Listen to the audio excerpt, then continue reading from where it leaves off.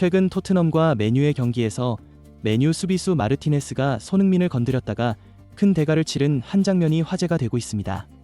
바로 손흥민을 도발했다가 그대로 손흥민에게 골을 먹힌 장면인데요.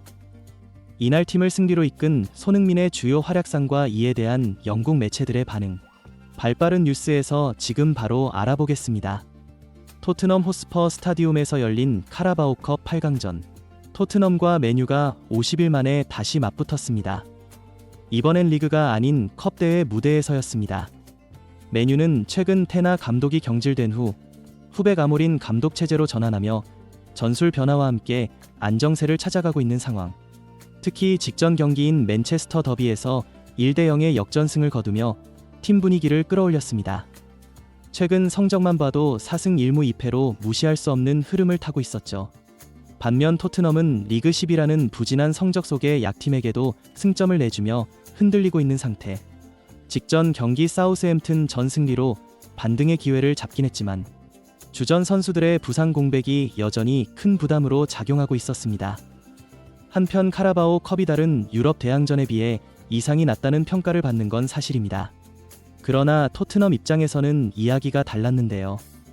오랜 무관의 시간 동안 이 대회조차 우승하지 못한 상황. 이번 경기는 팀의 자존심을 걸고 반드시 승리해야만 하는 그야말로 생존을 건 승부였습니다. 이날 손흥민은 왼쪽 윙어로 선발 출전했으며 선발 명단 중 특히 주목받은 선수는 좌측에서 손흥민과 호흡을 맞출 스펜스였습니다. 스펜스는 그동안 벤치에 머물며 포스테코글루 감독의 신뢰를 얻지 못했으나 주전 선수들의 대거 부상으로 기회를 잡은 상황. 경기 시작 1분 20초 만에 손흥민은 단번에 경기를 지배하기 시작했습니다. 중원에서 비수마의 태클로 공을 끊어낸 순간 튀어나온 볼을 손흥민이 번개처럼 따라 전진했습니다. 이때 솔랑케가 반칙을 어필하며 멈춰선 모습은 끝까지 전진을 멈추지 않는 손흥민의 결단력과 극명히 대조적이었습니다. 하지만 모든 시선을 자신에게 끌어낸 손흥민은 침착하게 클루셉스키에게 패스를 연결하며 맨유 수비진을 흔들었습니다. 이어 클루셉스키가 다시 손흥민에게 공을 내줬지만 맨유 수비수가 간신히 볼을 걷어내며 이기를 모면했습니다. 비록 득점으로 이어지진 않았지만 단 한 번의 플레이로 경기의 주도권을 잡는데 성공한 손흥민의 존재감은 빛났습니다. 전반 3분 우측에서 과감히 전진하던 스펜스가 아쉽게 볼을 잃고 말았습니다. 하지만 이내 손흥민이 빠르게 커버에 나섰고 맨유의 반격을 완벽히 차단하며 이기를 모면했습니다. 이에 중계진은 스펜스가 가진 과감한 돌파의 강점을 극대화할 수 있었던 것은 손흥민의 헌신적인 움직임과 세밀한 플레이 덕분이었다고 강조했습니다.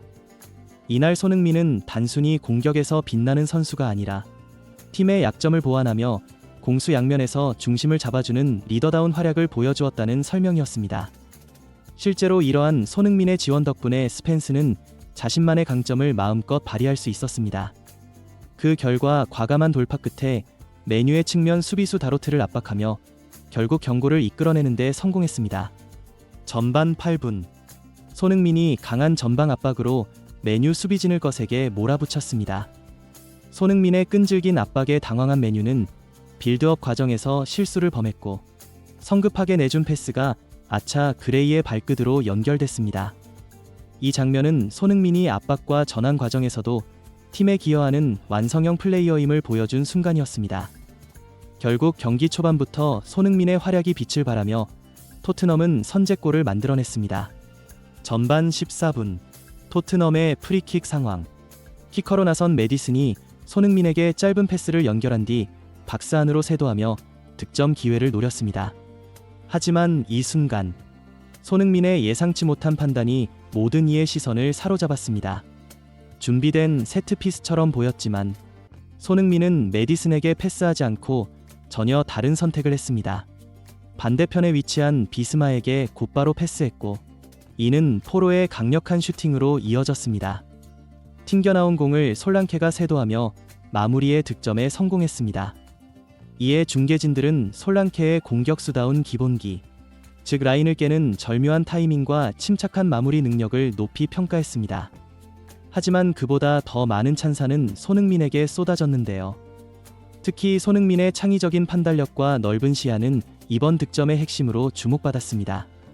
메디슨이 쇄도하며 메뉴 수비진의 시선을 끌어모은 상황.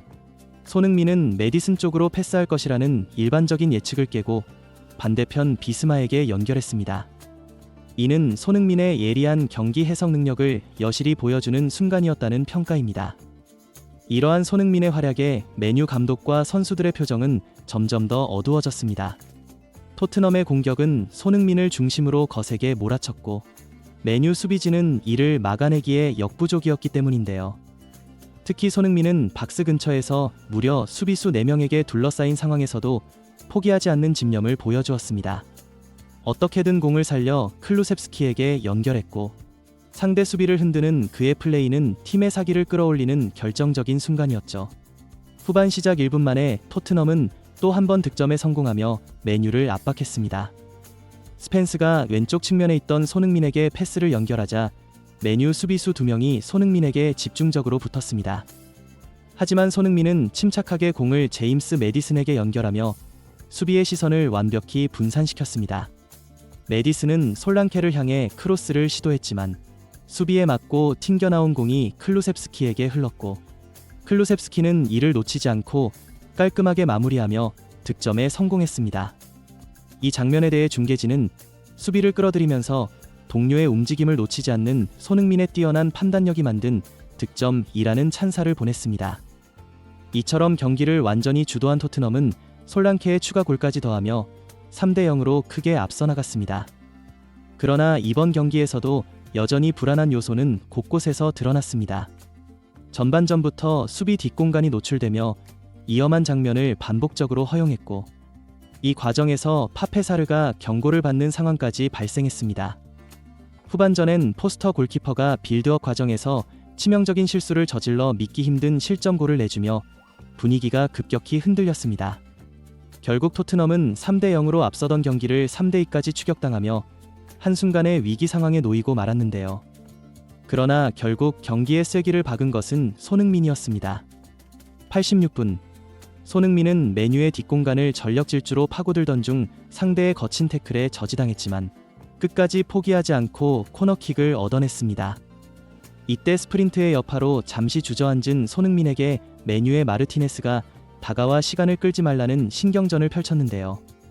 하지만 손흥민은 특유의 냉정함을 유지하며 도발에 흔들리지 않고 코너킥 키커로 나섰습니다. 그리고 믿기 어려운 장면이 펼쳐졌습니다. 바로 손흥민이 코너킥을 그대로 득점으로 연결시켰던 것입니다. 날카로운 궤적을 그리며 날아간 공은 메뉴 골키퍼가 손쓸 수 없는 속도로 골망을 흔들었고 토트넘 팬들을 광란의 도가니로 몰아넣었습니다. 기대와 상식을 뛰어넘는 완벽한 킥이었습니다. 경기 결과는 4대3, 토트넘의 승리로 마무리되었습니다. 손흥민의 결정적인 득점 덕분에 다시 2골 차로 앞서가는데 성공한 토트넘. 토트넘의 수비는 마지막까지 흔들렸고 결국 추가 실점으로 턱밑까지 쫓기는 치열한 경기가 펼쳐졌습니다.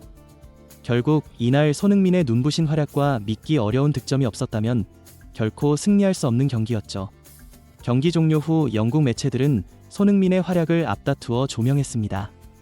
특히 위기의 순간마다 팀을 구해낸 그의 결정적인 플레이는 찬사를 받기에 충분했는데요. 영국 BBC 스포츠는 손흥민은 단순한 공격수가 아닌 토트넘의 중심 그 자체다. 그의 결정적인 순간들이 없었다면 토트넘의 승리는 불가능했을 것이라고 평가했습니다.